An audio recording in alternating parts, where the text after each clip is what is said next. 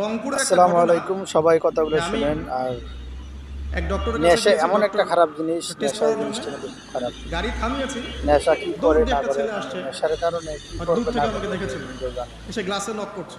তো অবশ্যই তো গ্লাস খুলে বললাম, কি সমস্যা এইসব বলেন। মাদক থেকে দূরে থাকবেন। তো বলছে, হুজুর জাস্ট আপনাকে দেখে মাদক দৌড়ে থেকে আসছি দূরে একটা থাকলে খালি আপনি নিজে মাসআলা ভালো জানার থাকবেন, জন্য, যে আপনার পরিবার ভালো থাকবে। একটা ঘটনা ঘটেছে আমাদের এলাকায়। ঠিক আছে? তো এটার সলিউশন কি হবে, অনেককে জিজ্ঞাসা করেছে, অনেক অনেক রকম কথা বলেছে। মাদকে আপনার আসক্ত মন্তব্য হবেন জানতে না। আমি দৌড় দিয়ে এসেছি।